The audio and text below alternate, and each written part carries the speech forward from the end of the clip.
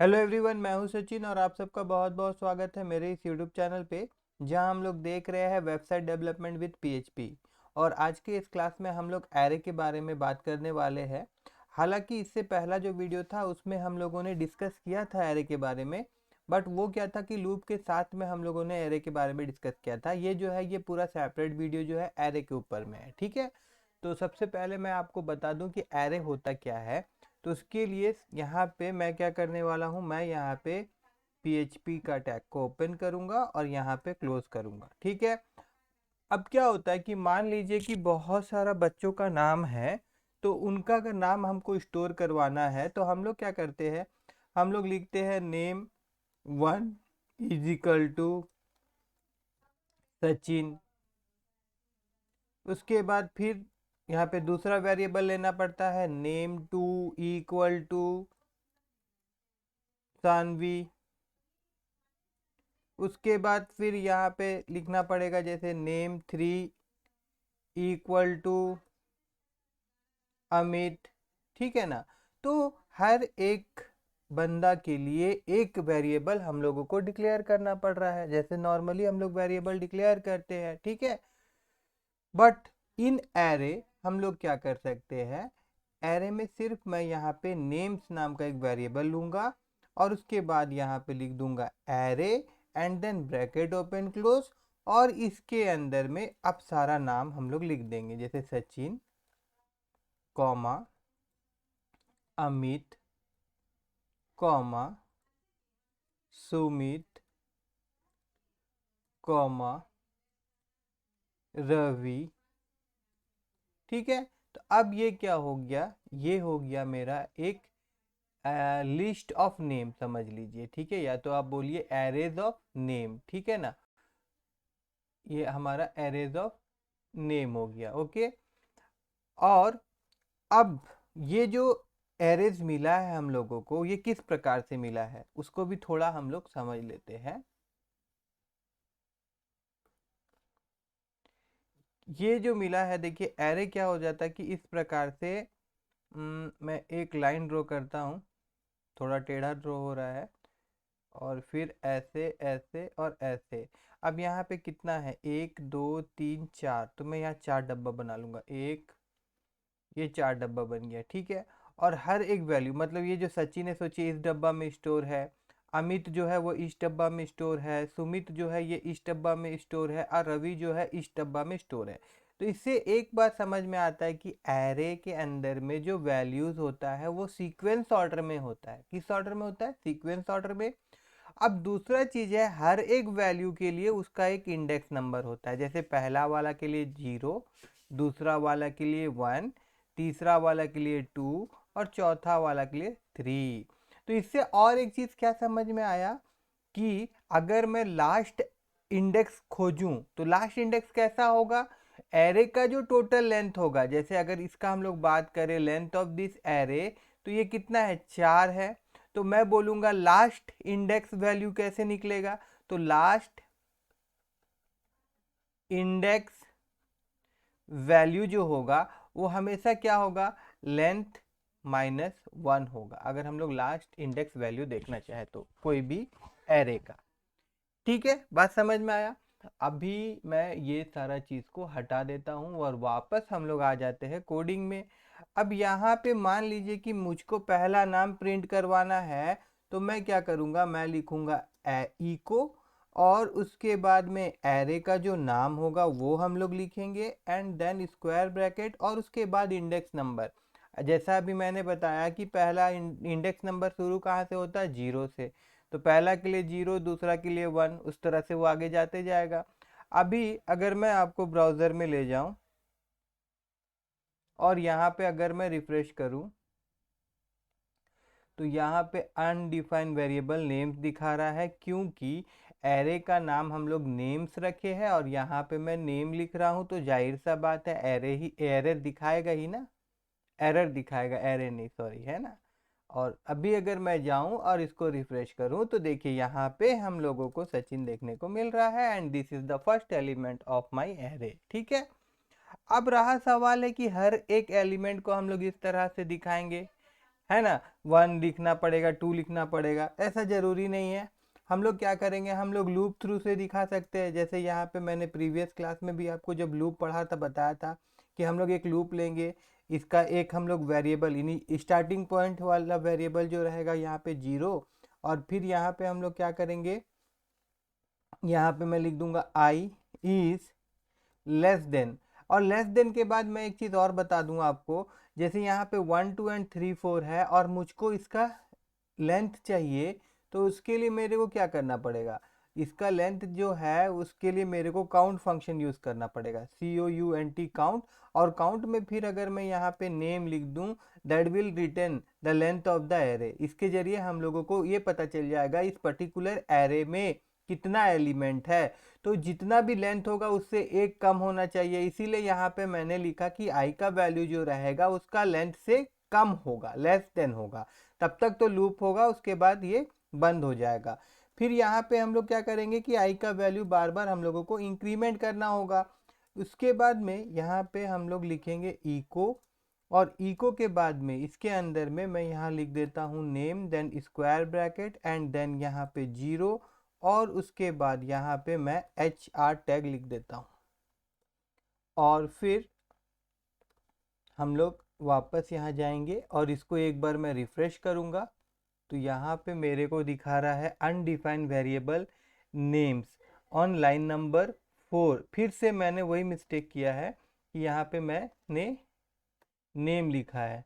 तो ये दोनों जगह हम अगर अपना मिस्टेक को सुधार ले और उसके बाद वापस हम लोग यहाँ जाए और एक बार इसको रिफ्रेश करें, तो देखिए यहाँ पे सचिन सचिन सचिन, सब जगह सचिन ही प्रिंट हो रहा है। ऐसा क्यों हो रहा है, क्योंकि यहाँ पे हम लोगों ने आई नहीं लिखा है, यहाँ पे हम लोगों ने 0 लिखा था। तो वो क्या कर रहा था, वो उसी वैल्यू को प्रिंट कर दे रहा था। तो यहाँ पे मैं आई लिख देता हूँ एंड देन वापस से हम लोग यहाँ जाएंगे और अब इसको रिफ्रेश करेंगे, तो देखिए सचिन, अमित, सुमित एंड रवि, सारा चीज़ यहाँ पे प्रिंट हो रहा है। इसके साथ में अगर आप और भी कुछ दिखाना चाहते हैं तो आप कर सकते हैं। जैसे कि यहाँ पे मान लीजिए कि मैं लिखना चाहता हूँ नेम इक्वल टू इस तरह से, और उसके बाद मैं अगर जाऊँ तो देखिए अभी name equal to Sachin, name equal to Amit, name equal to Sumit, name equal to Ravi, यहाँ पे ये सारा दिख रहा है। ठीक है, तो समझ में आया होगा आपको कि अगर एरे को अगर हम लोग चाहे तो इस प्रकार से पर्टिकुलर लूप थ्रू भी हम लोग दिखा सकते हैं, फोर लूप थ्रू। और इसी चीज़ को हम लोग फोर ईच लूप में भी दिखा सकते हैं। उसमें क्या होगा, हम लोग को लिखना होगा for then each then bracket, उसके बाद जो एरे का नाम है वो देंगे हम लोग, उसके बाद एस, उसके बाद में फिर जो वैल्यू होगा वो देंगे हम लोग VAL, एंड देन फिर कर्ली ब्रैकेट ओपन क्लोज करना होगा। फिर यहाँ पे हम लोग लिखेंगे इको और फिर इन्वर्टेड कॉमा, और यहाँ पे क्या करना होगा, यहाँ पे हम लोग लिख देंगे वैल्यू। ठीक है, और यहाँ पे मैं HR टैग ले देता हूँ ताकि ये एक लाइन ड्रॉ हो जाए हर एक एलिमेंट के बाद में। और उसके बाद वापस हम लोग जाएंगे और इसको अगर हम लोग रिफ्रेश करेंगे तो देखिए सचिन, अमित, सुमित एंड रवि। तो इस प्रकार से भी हम लोग एरे का सारा वैल्यू डिस्प्ले कर सकते हैं, फोर लूप के थ्रू भी कर सकते हैं और हम लोग फोर ईच लूप का थ्रू भी कर सकते हैं। ठीक है, अब इसके बाद आ जाता है क्या, इसके बाद आ जाता है एसोसिएटिव एरे। अब एसोसिएटिव एरे में क्या होता है, एसोसिएटिव एरे के लिए मैं एक काम करता हूँ, इसको मैं ऐसे नीचे कर देता हूँ। ठीक है, एसोसिएटिव एरे में क्या होता है कि हम लोग की और वैल्यू पेयर बोलते हैं उसको। मतलब यहाँ पे मैं ऐसे करके लिख दूँ, ऐसे ऐसे दे दूँ, और यहाँ पे मैं कुछ भी लिख सकता हूँ, मान लीजिए मैं ए लिख देता हूँ, तो यहाँ पे ए जो हो जाएगा वो इसका की हो गया है, और जो सचिन है वो इसका वैल्यू हो जाएगा। नेक्स्ट यहाँ पे मैं फिर लिख देता हूँ आपका बी, एंड देन यहाँ पे मैं एरो। तो अब यहाँ पे ये क्या हो गया, बी जो हो गया वो अमित वैल्यू का की हो गया है। और उसके बाद में फिर यहाँ पे मैं सी लिख देता हूँ, एंड देन फिर यहाँ पे मैं ऐसे लिख देता हूँ। नेक्स्ट यहाँ पे फिर मैं डी लिख देता हूँ,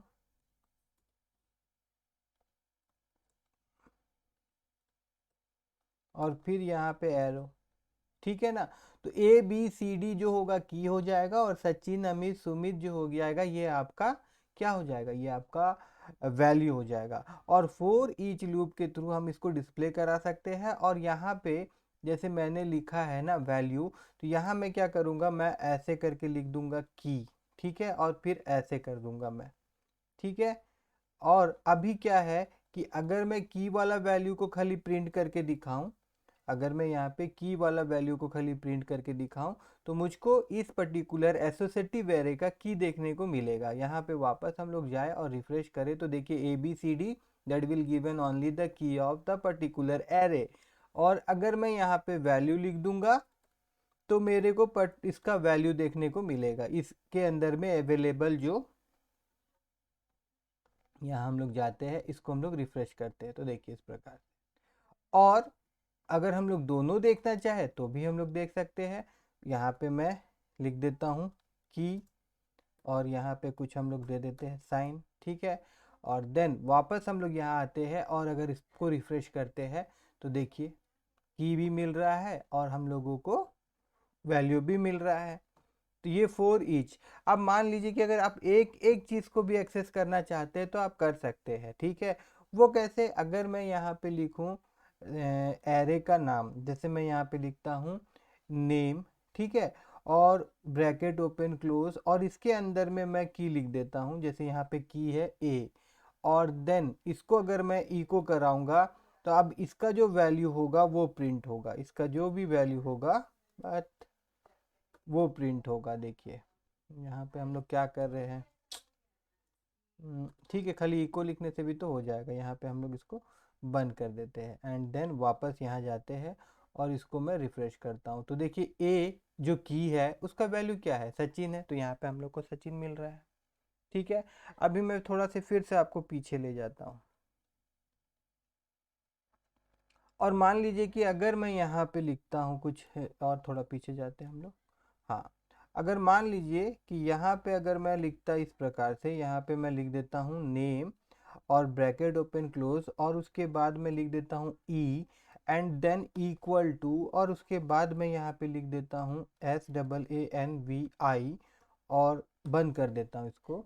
और फिर अगर मैं आपको यहाँ पे आउटपुट दिखाऊं तो देखिए क्या हुआ कि एक नया एलिमेंट जो है यहाँ पे ऐड हो गया, देखिए, ठीक है ना। तो इस तरह से हम लोग और भी एलिमेंट्स ऐड कर सकते हैं, और भी फंक्शंस वगैरह है वो हम लोग बाद में देखेंगे, जस्ट मैं यहाँ पे आपको दिखाना चाहता था। तो इस प्रकार से हम लोग क्या किए, हम लोग इंडेक्स एरे भी देखे, एसोसिएटिव एरे भी देखे, और लास्ट एक एरे जो है जो प्रीवियस क्लास में भी हम लोग नहीं डिस्कस किए थे उसको भी हम लोग देख लेंगे। ये कैसा एरे है, देखिए ये जो एरे है इसमें क्या होता है कि एरे के अंदर एरे होता है, एरे के अंदर में जब एरे होता है तो उसको हम लोग बोलते हैं मल्टी डायमेंशनल एरे। तो उसको मैं कैसे लिखूंगा, मान लीजिए कि स्टूडेंट्स है और equal to and then ARR array, यहाँ पे ओके एरे लिखना होता है, और उसके बाद में एरे लिखना होता है, और उसके बाद में ब्रैकेट ओपन क्लोज।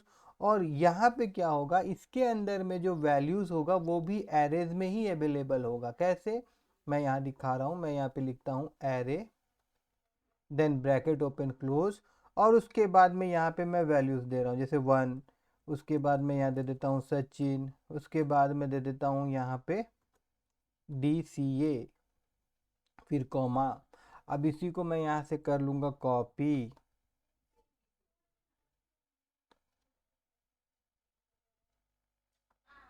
फिर यहाँ पेस्ट, फिर यहाँ पेस्ट, फिर यहाँ पेस्ट, फिर यहाँ पेस्ट। अभी यहाँ पे मैं चेंज कर देता हूँ, यहाँ मैं कर देता हूँ 2, यहाँ मैं कर देता हूँ 3, यहाँ मैं कर देता हूँ 4, यहाँ पे मैं कर देता हूँ 5, और उसके बाद यहाँ पे नाम सबको भी मैं अलग कर देता हूँ। जैसे यहाँ मैं लिख देता हूँ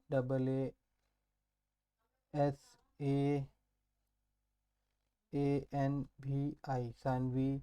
यहाँ पे कोर्स नेम मैं लिख देता हूँ ADDCA, यहाँ पे मैं लिख देता हूँ PGDCA, यहाँ पे मैं लिख देता हूँ टैली, और यहाँ पे मैं लिख देता हूँ C++, और उसके बाद यहाँ पे नाम चेंज कर देता हूँ, मैं यहाँ लिख देता हूँ अमित, यहाँ लिख देता हूँ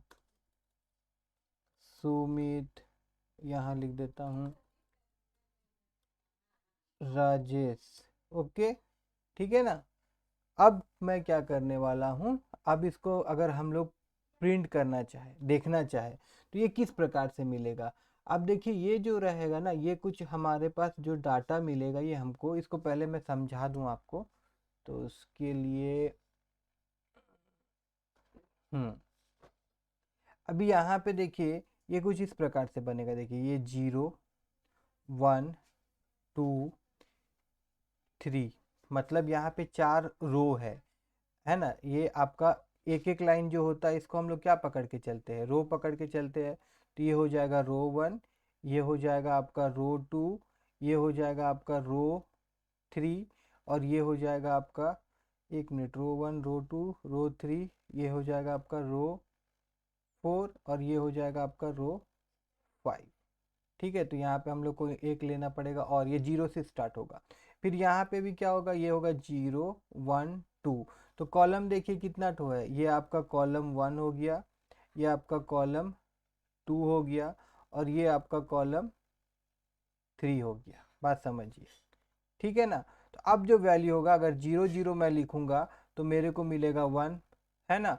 अगर मैं 0 1 लिखूंगा तो मेरे को मिलेगा सचिन, और अगर मैं 0 2 लिखूंगा तो मेरे को मिलेगा DCA, और ये इसी प्रकार से चलते जाएगा। जैसे फिर 1 1 लिखूंगा तो मेरे को क्या मिलेगा, 2 मिलेगा, ठीक है। और 1 1 नहीं, 1 अगर 0 लिखूंगा तो 1, और 1 लिखूंगा तो क्या मिलेगा मेरे को, सानवी। ठीक है ना, समझ में आ रहा होगा आप लोगों को। अब मैं एक बार इसको प्रोग्राम में दिखा देता हूँ, इसको मैं यहाँ से हटा देता हूँ, और वापस मैं यहाँ आ जाता हूँ, ठीक है। तो अब मान लीजिए कि मेरे को ये राजेश देखना है, ठीक है ना, ये वैल्यू देखना है। तो मैं क्या करूँगा, मैं यहाँ पे लिखूँगा इको, और उसके बाद में इस एरे का नाम लिखूँगा मैं, एंड देन यहाँ पे स्क्वायर ब्रैकेट, और स्क्वायर ब्रैकेट के बाद में अब हमको राजेश देखना है। तो अब ये राजेश जो है ये कौन सा रो में है, ये 5वां रो में है। 5वां रो, दैट मीन्स इसका इंडेक्स वैल्यू क्या मिलेगा, 4 मिलेगा, क्योंकि 0 से स्टार्ट होता है ना। और उसके बाद में कौन सा कॉलम में, सेकंड कॉलम में। सेकंड कॉलम मतलब 0 से स्टार्ट हो रहा है कॉलम हमारा, तो 0 1, तो यहाँ पे क्या लिखना पड़ेगा, हमको 1 लिखना पड़ेगा। और उसके बाद अगर मैं आपको अभी आउटपुट दिखाऊं, तो देखिए यहाँ पे हम लोग को राजेश देखने को मिल रहा है। तो आई होप आप लोगों को समझ में आया होगा कि जब मल्टीपल एरे हो तो हम लोग किस प्रकार से उसको देख सकते हैं। अब यही चीज़ अगर हम लोग फोर लूप के थ्रू अगर लेना चाहे, देखना चाहे, तो हम लोग क्या करेंगे। तो मैं यहाँ पे सिंपल लूप चलाऊंगा फोर, और यहाँ पे एक वेरिएबल मैं ले रहा हूँ I equal to, and then इसका इनिशियल वैल्यू जो होगा वो मैं 0 रख देता हूँ। एंड देन यहाँ पे मैं फिर आई जो रहेगा, यहाँ पे मैं बोल रहा हूँ आई जो रहेगा वो लेस देन कितना रहेगा, आई जो रहेगा वो लेस देन 5 रहेगा। एक काम करता हूँ, मैं आई से अच्छा होगा कि यहाँ पे रो लिख देता हूँ, तो ज़्यादा समझ में आएगा, ठीक है, रो।